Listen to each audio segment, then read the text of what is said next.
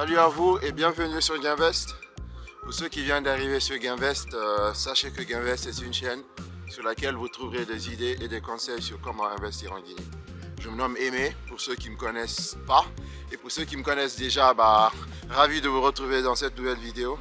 Et il y a longtemps, je n'avais pas fait de vidéo en marchant parce qu'il ne faisait pas suffisamment beau. Et là, j'ai sorti la caméra et il pleut en fait, donc, mais bon, je me suis dit, je ne suis pas sorti pour rien, parce qu'il fallait vraiment que je sorte pour me décompresser en fait. Donc, sur Invest, on parle de l'investissement, mon investissement, je parle des choses que je vis et des leçons qui en ressortent, et en espérant que vous appreniez à ne pas refaire la même chose que moi. Donc voilà. Donc en gros, là, cette vidéo, c'est pour vous parler d'un événement récent, parce que pour ceux qui ne savaient pas, je me prépare à rentrer en Guinée, parce que voilà, c'est un séjour qui se prépare. Et j'avais en tête en fait de préparer en fait la récolte de ma culture de manioc. Donc c'est un peu ma préoccupation première. Et là, récemment, il y a 2 semaines déjà, je vais essayer de faire plus court. J'ai un peu découvert qu'il y a une des personnes qui surveillait le domaine en fait ne faisait pas aussi bien son boulot que cela. Du coup, je l'ai mis un peu en repos et j'ai demandé à l'ingénieur d'y aller plus souvent. Et du coup, il y a l'ingénieur qui est allé il y a 1 semaine et qui a trouvé des troncs de bois coupés en fait. Du coup, il a demandé aux travailleurs si c'est moi qui leur a dit de couper le bois. Ils disent bah non. L'ingénieur leur dit mais pourquoi vous coupez le bois sans que le propriétaire du domaine l'ait autorisé? Du coup, il m'appelle et du coup, je leur parle. Je dis, mais qui vous a donné l'autorisation? Ils disent, personne. Je dis, donc, c'est pour personne le domaine. Donc, ils disent, ben non. Du coup, je dis, mais pourquoi? Et vous savez ce qui me sort? Vu que je suis dans les travaux d'aménagement, ils me disent en fait qu'ils ont décidé de couper en fait le tronc pour vendre le tronc et les troncs plutôt, et essayer d'avoir une certaine somme pour rémunérer en fait les personnes qui les aideront à aménager le domaine. Du coup, je leur dis, mais depuis quand ça c'est de votre sort? Ils disent, on a décidé de le faire. On dit, mais c'est moi qui vous ai dit de le faire. Et je me rends compte qu'il y a plein de fois où ils prennent des décisions comme ça. Je ne sais pas s'ils sont bêtes ou pas, mais du coup, je leur ai dit de ne rien faire de ces troncs d'arbres. Du coup, les troncs d'arbres, pour moi, je m'attendais à ce que ça soit là. Et du coup, aujourd'hui, vu que j'ai dû vous dire dans des précédentes vidéos que le domaine, les visites, c'était jeudi et dimanche. Et du coup, aujourd'hui, c'est dimanche. Et du coup, on trouve une personne qui va sur le domaine. Toujours la personne que j'avais mis sur pied parce que l'ingénieur est absent. Et du coup, la personne va. Et comme d'hab, je dis de prendre des photos, de prendre des vidéos.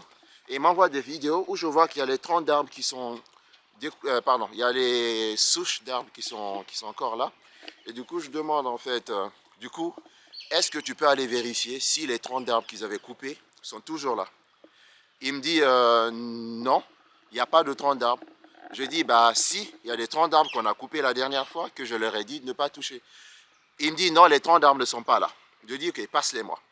Du coup, il les passe, je dis, où sont les troncs d'arbres? Ils disent, ah, il n'y a pas de temps. Je dis, mais où sont les troncs d'arbres que vous avez coupés la dernière fois que je vous ai dit de ne pas toucher? Ils me disent qu'ils les ont vendus. Je dis, mais qu'est-ce que je vous ai dit la dernière fois? Ils disent, de ne pas le vendre. Je dis, mais pourquoi vous ne faites pas ce que je vous dis? Ils ont dit, on a vendu pour donner, pour rémunérer les gens qui nous ont aidés. Je dis, mais ce n'est pas à vous de penser comme ça en fait. C'est pas à vous. Quelle responsabilité vous prenez que je ne vous ai pas donné? Ça, c'est un. Puis je dis, ok, vous avez vendu à combien? Ah, ils disent qu'ils ont vendu à 80 000 le tronc. Je dis, mais est-ce que c'est moi qui vous ai dit de vendre à 80 000 le tronc? Vous savez quoi du taux de vente d'un tronc d'arbre pour le vendre à ce prix? Du coup, je dis, ok, vous avez vendu à 80 000 francs chacun, donc ça fait 240 000 francs les troncs d'arbres. Du coup, où est ma part dans ça?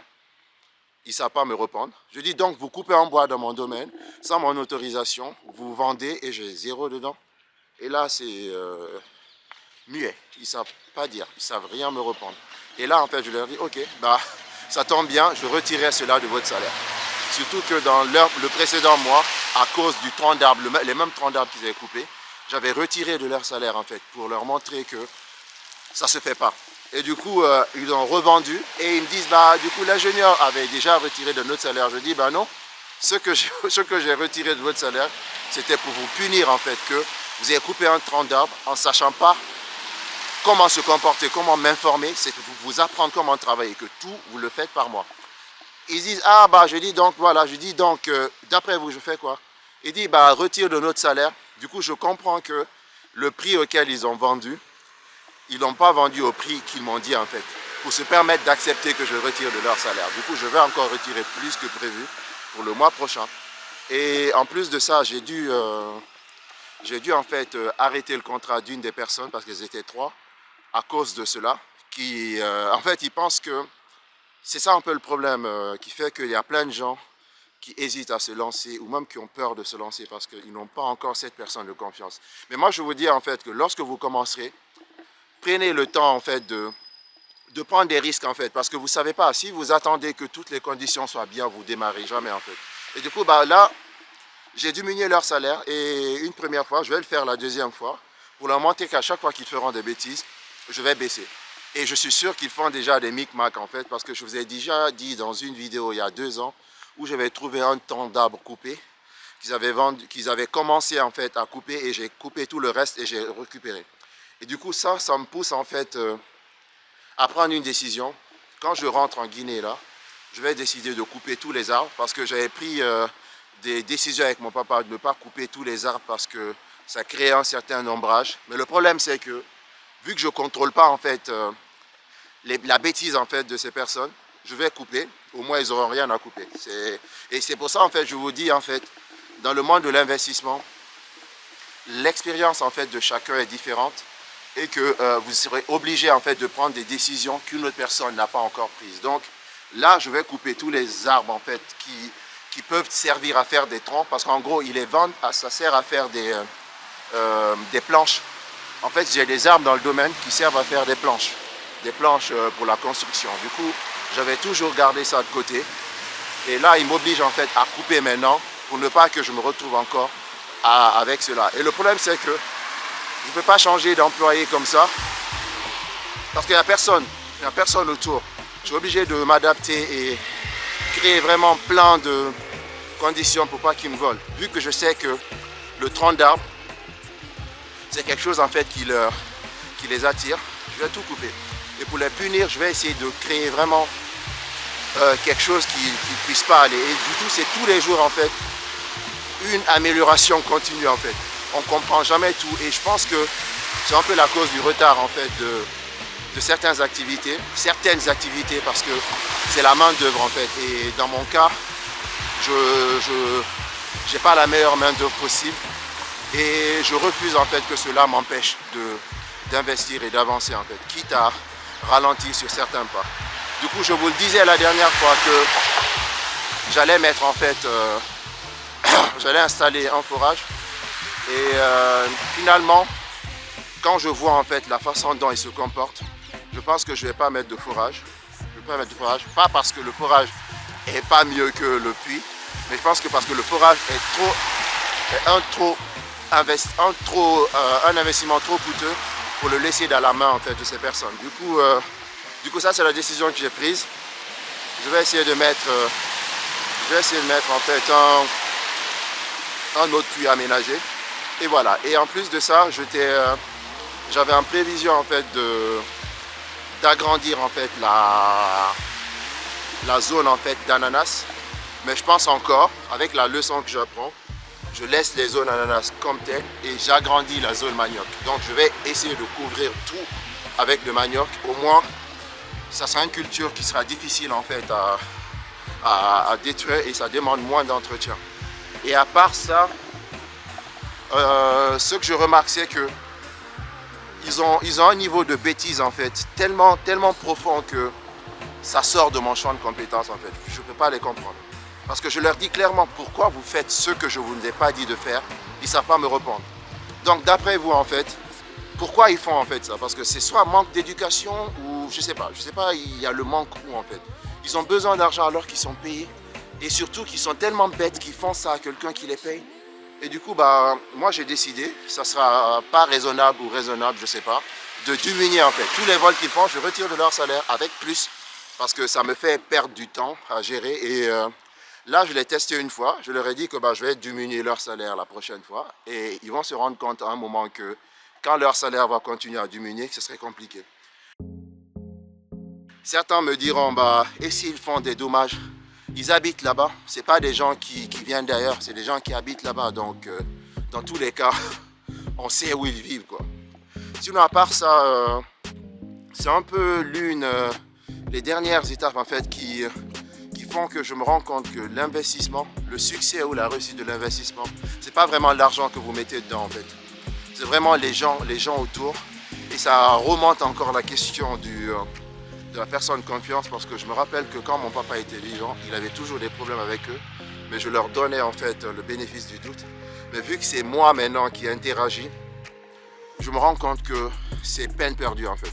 C'est à moi de m'adapter, trouver un moyen de boucler en fait certaines choses et avancer. Et moi j'ai vraiment envie de continuer l'investissement et je ne vais pas arrêter du tout. Et ce qui est bien, c'est que j'ai réussi à trouver le bon équilibre.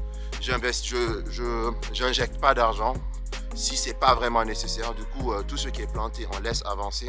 Et ce qui est sûr, c'est que le manioc que j'ai planté, ça a commencé en fait à... J'ai fait un petit test en retirant un du sol. C'est suffisamment grand pour pouvoir faire la récolte durant mon séjour. Du coup, ça c'est une autre aventure que je vous expliquerai quand je serai en Guinée. Et les ananas, ça avance. Je comptais mettre le forage, vous savez, pour pouvoir agrandir en fait la surface de l'ananas. Mais de ce que je vois, je rajouterai juste un puits aménagé.